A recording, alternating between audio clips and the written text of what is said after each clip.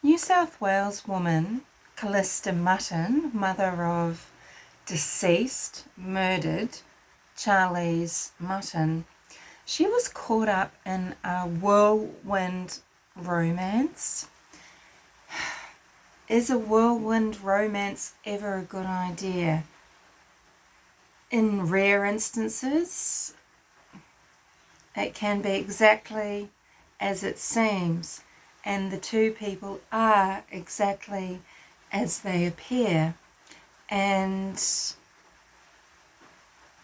a wonderful outcome occurs. But in most cases, and particularly when you're in a time of vulnerability in your life, for example, as per Kallista, you've just come out of prison, you are recovering from severe drug addiction, when you are trying to get back on tracks, a derailed life, is a whirlwind romance, or any romance maybe, a good idea? What is the issue with a whirlwind romance? Well, okay, so Kallista, she's out of jail and out of rehab in 2019. By November 2020, suddenly she's in love with this man called Justin Stein. He's gorgeous, cute. They are announcing their couplehood, and by the next month or that month they're engaged, right? And by not even halfway through the first month of the following year, literally weeks later, Kallista's daughter is dead, allegedly at the hands of Justin Stein. When you meet someone, you've got that initial attraction, there's that dopamine rush, is it the norepinephrine? And sorry if I've said that wrong. And your brain is flooded with these feel-good chemicals, and you move into this state called limerance, and limerance is a really beautiful way of being, isn't it? Often, people chase this. It's such a wonderful feeling, and this is natural, but it shouldn't be sustained. But my advice to women, and not that the women that watch my channel need this type of advice, but I'm giving it anyway, you must see that period of limerance through to know who you are in love with. You need to get to like them, okay? Not just be in love with them, not just have that attraction, not just feel wrapped up in romance and sex. It needs to stand a test of time, because you need to know the person truly that you're imprinting with sexually and in other ways. And limerance can and does mean that women are ignoring the signs of violence to come, and ignoring perhaps that they are in a relationship with a narcissist. They don't have to be violent, but it could be about control and manipulation without physical violence. Either way, these things are going to ruin your life and make you very unhappy and cause a lot of problems, and it can take you years to get free. So when you're in limerance, you are going to make a whole lot of excuses or misinterpretations, aren't you? Because the fact that he wants to quickly write you up on his social media as being in a relationship with him, the fact that he goes from, you are such an amazing chick, I love hanging out with you, to I love you, I want to be with you, I want to marry you, we're going to build a beautiful life together, I want to have a family with you, and this is in a matter of weeks or months. This is warning signs. These are warning signs. You know, you might feel protected and you might feel that you're special and that you have met a soulmate and that life is going to move forward in this beautiful way forever with this person. Meanwhile, they are testing your boundaries. They're testing the waters for all sorts of things. They are texting you 15 times a day. They pick you up after work. They don't want you going out with colleagues afterwards, getting too cozy with anybody. They monitor your social media. Oh, it's all about trust, though. You can trust me and I can trust you. Give me your password. They might be very probing about the sexual relationships you've had with other men, not just wanting to know your history and what has hurt you before, and just in the course of trying to get to know and understand you so that maybe they know how to not hurt you or make you feel insecure without realizing.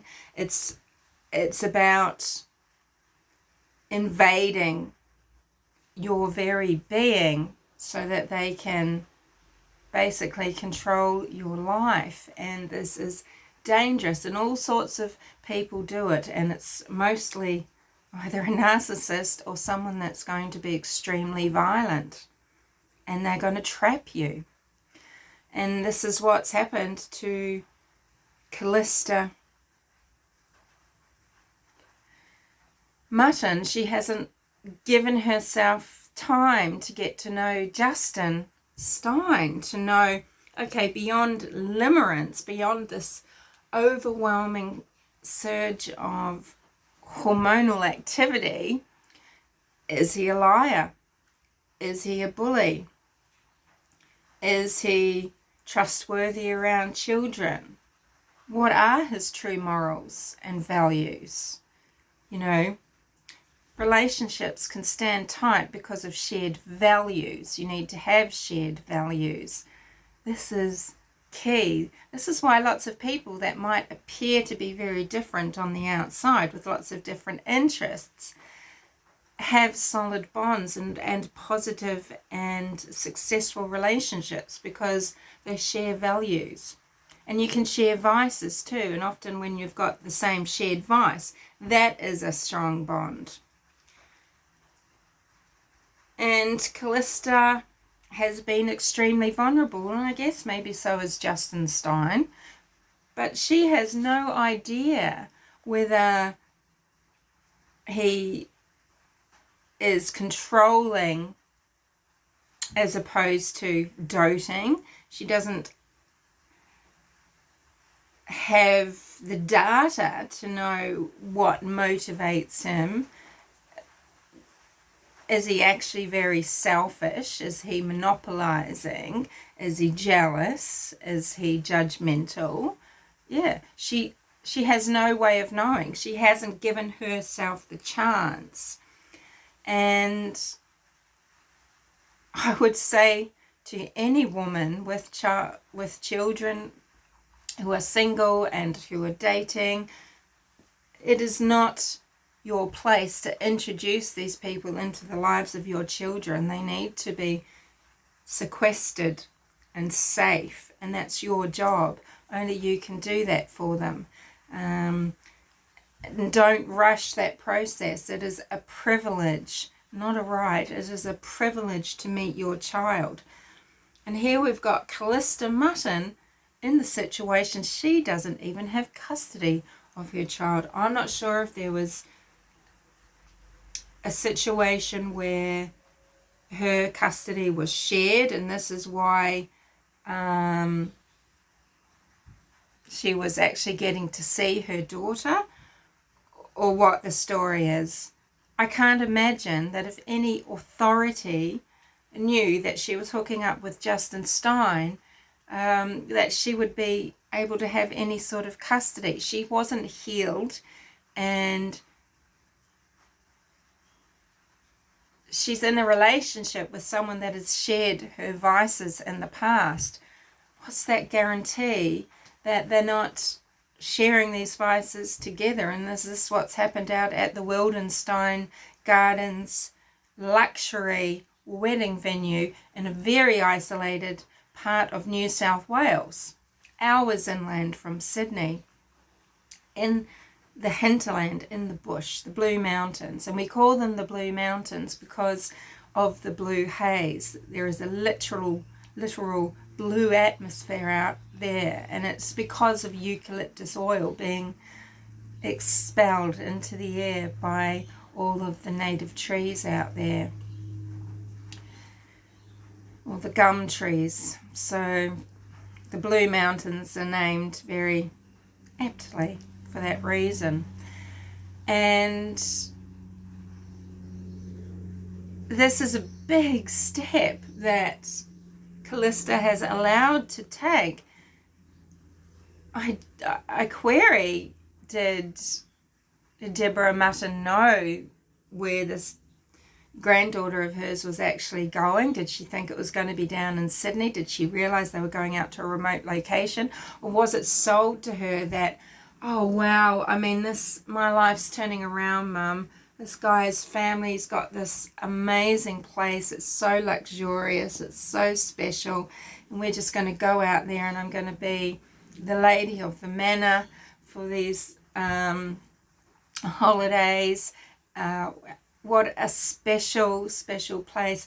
What a privilege for Charlise to come down and experience such a thing. We've never had anything in our lives like this. Perhaps, she is smokescreen and not seeing clearly because she's seeing money and luxury and success, and equating that with, an idealized future with a person that she doesn't really know, even though she knows that he's been a major drug dealer and he's done a lot of prison time. Now, perhaps she thinks, well, who am I to judge? And this is someone that can understand me because we've both had those experiences and we can understand each other. Well, put it to you, if you've known someone just a few weeks or months, you do not know that person enough, particularly not to put your vulnerable child in their way when you haven't given yourself time to know that you can trust them. And that pushing things forward so fast is, we all know this is just a huge sign of imminent danger. It really is, of suddenly that you are told who you can see, where you can go, what you can wear, who you can speak to when you are in public. Money becomes controlled, where you are able to work. It's just a downhill slope. And this is the situation that Kallista has put herself in. And not only is she making poor decisions for herself, she's making poor decisions for her very own daughter.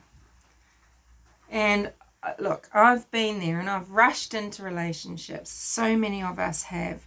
I have when I was a young teen. I have when I've been in my 20s, which is how I ended up in Australia. And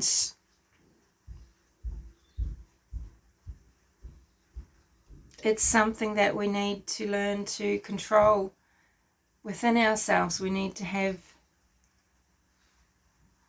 the desire to be confident that we can take things at the right pace. If someone is pressuring you and threatening to leave, or if you're so worried that someone's going to leave if you don't move along at that fast pace, you should be telling yourself, well, then this isn't right.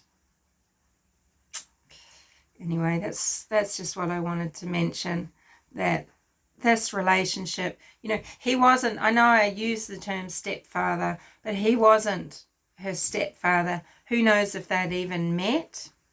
Had they even FaceTimed? Had the grandmother met this person? I highly doubt it. This was a quick relationship. This was a recipe for disaster between people who were trying to heal from some intense personal backgrounds and woes, coming together and rushing into things because they're getting the dopamine and norepinephrine flooding, and it feels good. It feels good, and they're just caught up in that.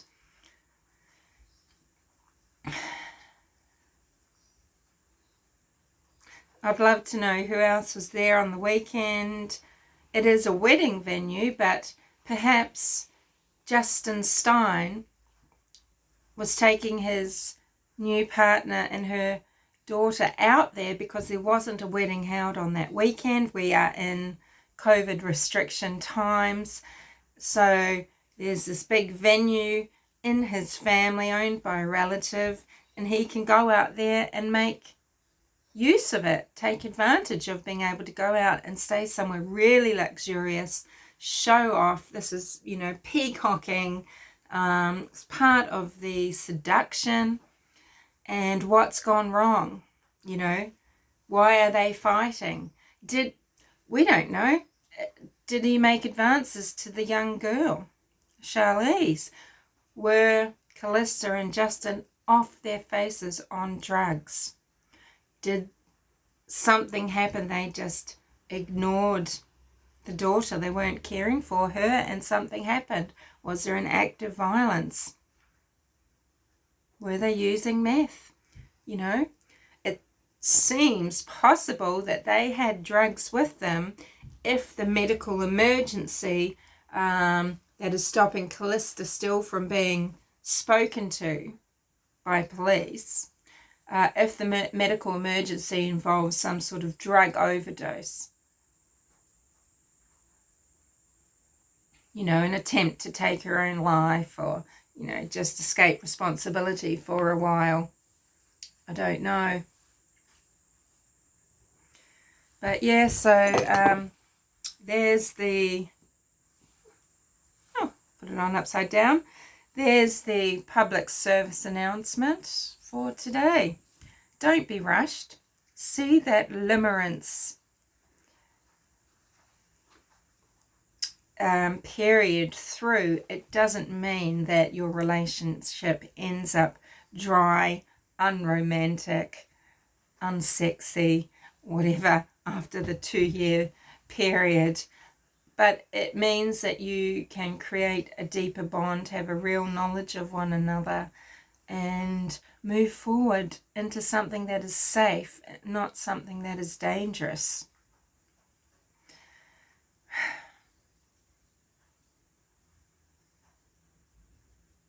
Speak to you later.